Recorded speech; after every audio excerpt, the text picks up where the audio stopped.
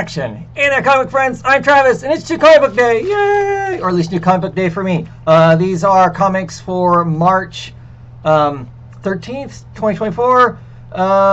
It's Saturday. I just finally got my books. Last week, miracle, I actually got my comics on Comic Book Day. My comics, for people who don't know, I get my comics from Discount Comic Book Service. They ship them. I live, not quite the farthest distance you can from them because I don't live in Alaska or Hawaii, but awfully far away, and so sometimes it takes a while for me to get my books. But the miracle of the post office, I guess, I did get my books, even though they weren't shipped out until like Thursday. Anyway, looks like this week I got 13 books. Let me get some of the crap out of the way. No idea what I got this week, but let's jump right into it so I can start reading. 13 books.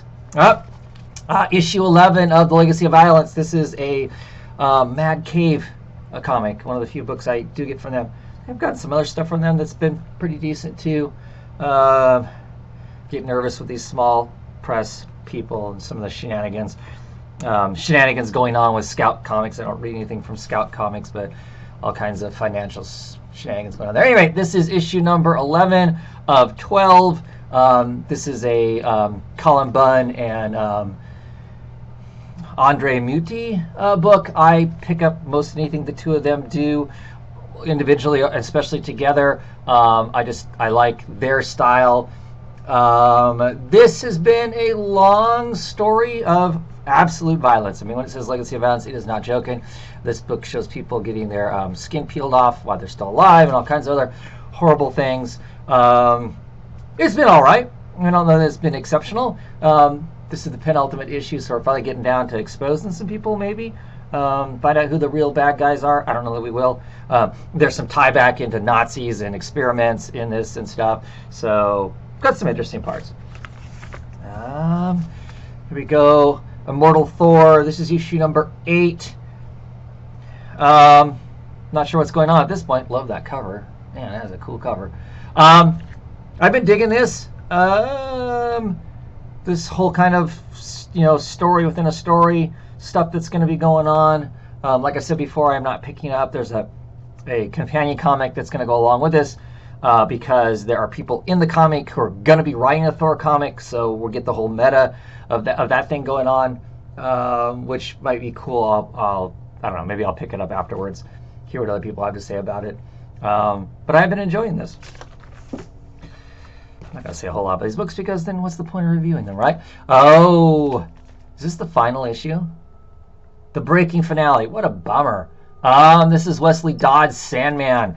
Venditti written, more importantly, Riley Rosmo drawn with Placina on colors. That art group works together really well and a lot. It has just been... It's been a really cool book, a really good story. The whole plight of trying to, winning in passive warfare versus a violent warfare. So we got some commentary on that.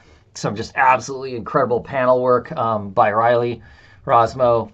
Just some beautiful stuff.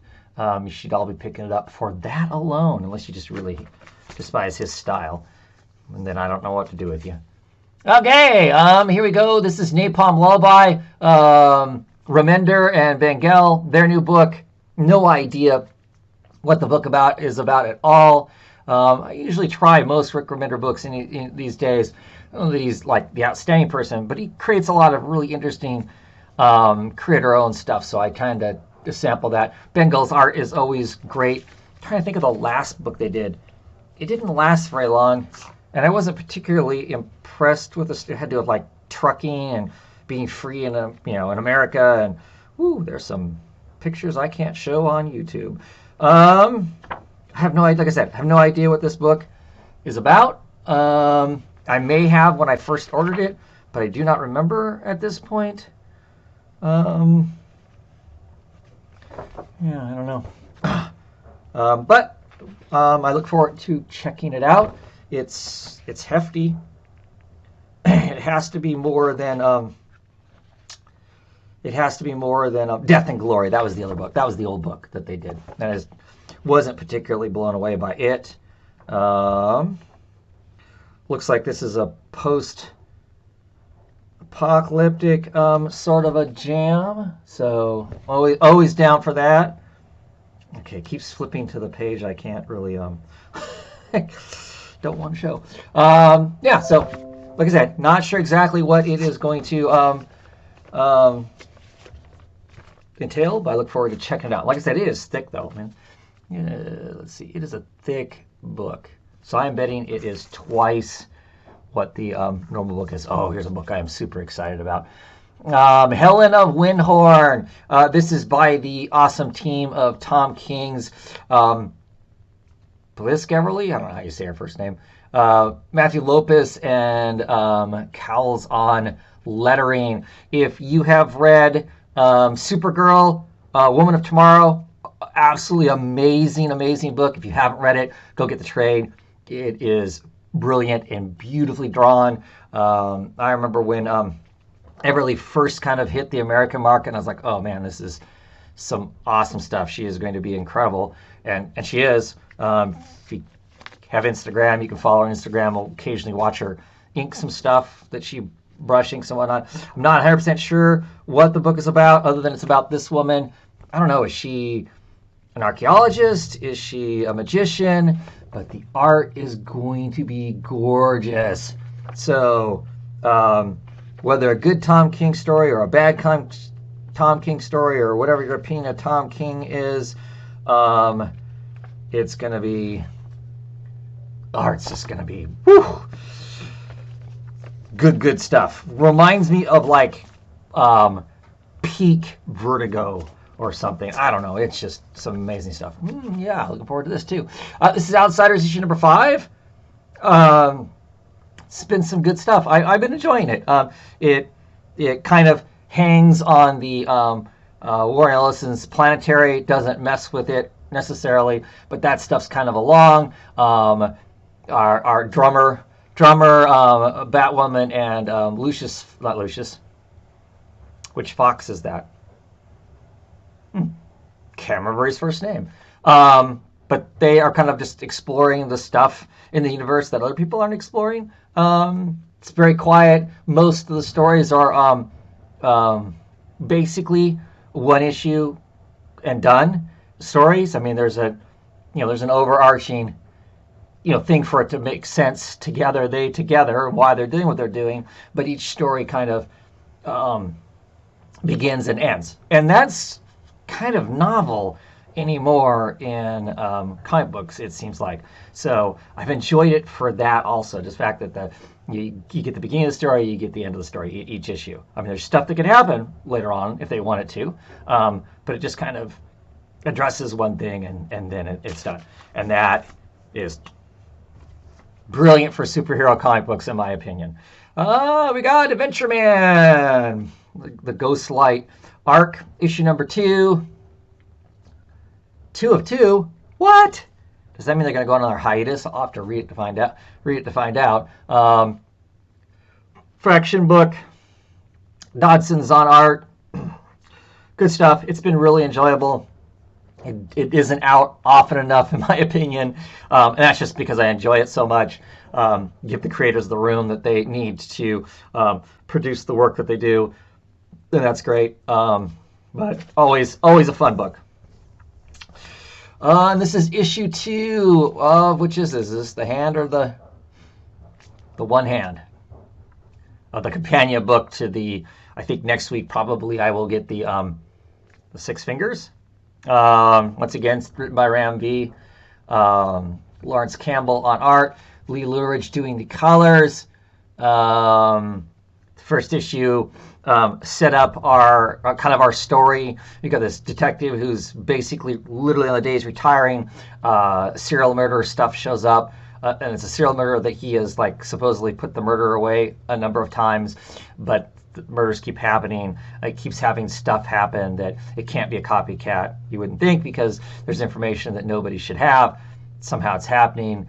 Between the two books, I think it's starting to get interesting. And definitely looking forward to seeing where the next one goes. I love these creators, and the fact that they're working together, kind of teaming up to make this two sides of a story seemingly is going to be really cool, I think.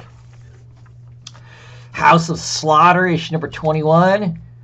Can't remember where Something Killing the Children is at on numbers, but it feels like House of Slaughter is catching up.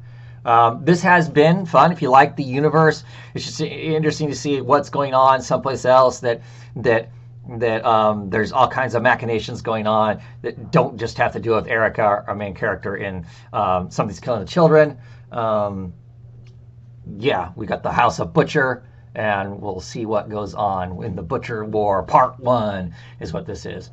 Curious about the alligator there, too. Is that the monster? I mean, I know one of the kids actually had a serious dream fear of gators, but I thought they killed that monster, but maybe they didn't. Maybe they didn't. Or maybe this is some other thing, or it's just a cover, because sometimes that's how it works, right? Next up, we have Dark Spaces Dungeon, Scott Snyder, and the reason I'm really getting it, Hayden Sherman art. I really dig Hayden Sherman. His style is tightening up some, which to some degree is unfortunate. I do that when you're addressing, because he started to do some work for corporate comics. You know, you do that for the corporate comics, maybe not so much for the non-corporate. I still really dig his style. I dig his layouts. This is issue number 4. The story premise basically is there's some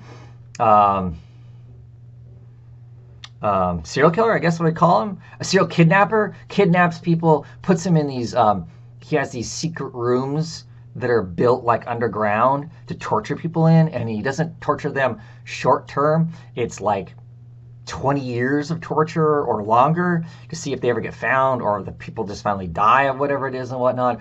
Our main characters here is the FBI detective who, as a child, was trapped in torture but somehow managed to get loose, and a father whose son has been captured and is currently being tortured.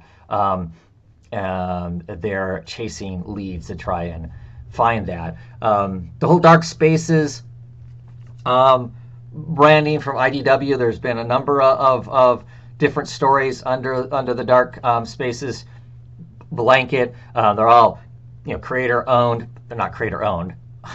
It's IDW, but original content, I guess, is what we should call it. They've all been enjoyable. So I keep picking it up. I think this is the last of it, though. I know IDW, unfortunately, like a lot of comic companies, are doing some struggling themselves. So I don't know if that kind of ends a lot of the creator-owned stuff, and this is stuff that's still just coming out because it was there. I hope not. G. Willow Wilson has her book, The Hunger and something. Can't remember the title of it. It's a fantasy book with orcs and whatnot that's been really good, so I hope it doesn't affect that. But at any rate, all of those Dark Spaces books have been enjoyable in one sense or another. This one is pretty creepy, just the idea of being trapped and stuff. So it's enjoyable. Just the body voice is really creeped out by it. She's like, oh, I like this, but I hate reading it at the same time. So anyway, and then we got Abbott. This is Abbott, 1979. This is issue 5. Maybe this is the last issue. There might be 6. And I think this ties up all of the Abbott stories that we've had. I think this is This is the 3rd arc of the Abbott stuff. Definitely been enjoying it. It's been a really interesting story we're 1979, obviously. African American reporter out of Detroit, fighting some darkness that's taking over, and she's kind of unknown to her originally. In the story started out, she is a light bringer, and cool stuff ensues, and trauma and all that kind of stuff. Oh yeah, Weatherman, issue number 3. Seriously dig Weatherman. I still wear my Brutal Noodles t-shirt all the time. For people who don't know Brutal Noodles, there's always this ad on the back, and it is obviously a Chinese takeout box, and their logo is rock and roll Brutal Noodles. And that's the name of it. And it just happens to be, it's just a, it's like McDonald's, and it happens to show up in the book. But this is the third arc, volume 3, issue number 3. Really like this book. Our weatherman. I don't know. If you haven't read the book, I don't want to say too much about it.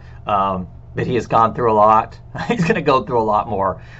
Just really, really excited by it. Really like these, creators, Jody LaHemp and Nathan Fox. Nathan Fox is the reason I jumped on the book originally. He just does a cool style, right? I'm excited for that. Excited to read it. It'd been a long time. I mean, I don't know. Pre-pandemic was probably when the last issue is. Isn't that wild that we can use that as a timeline? Anyway, but I don't know. It was really easy to jump back right in, remember what was going on, knowing what's going on and whatnot, and that was stoked. And if you didn't remember, there's the beginning of it. There's a thing that says, "Hey, this is what's happened in the past." And the final issue of the 13 issues I got this week is Our Bones Dust. This is issue number 4, I want to say. Yep.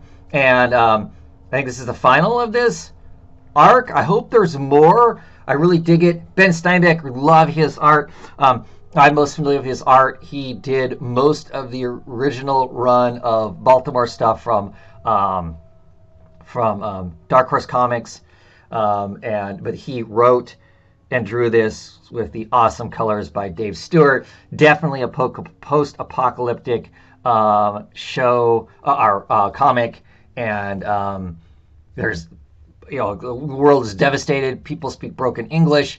Everybody's scavenged. A lot of people eat people. Murder for water.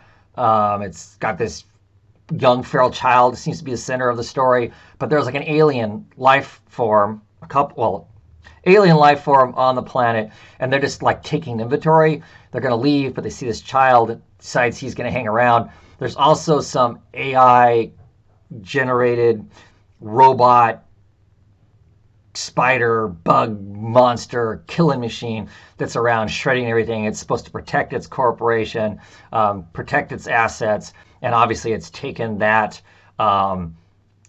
programming to an extreme, and it shreds everything. It shreds the alien. The alien's trying to keep itself together. Some crazy stuff happened in the last issue, so I'm really curious to see how it plays out here. Really cool artwork. Ben Steinbeck is an awesome artist. That's why I jumped on the book. I just love the way his art looks. He is his own thing. Yeah, just clean. It's clean. It looks right. I am really looking forward to not looking at that too much because I don't want to spoil the story for myself. Anyway, that's it. Maybe tomorrow, hopefully, I crank out the book thing from last week's books. I'll talk a little bit about them. People are interested. Anyway, have a great one, everybody, and I'll talk at you whenever I talk at you.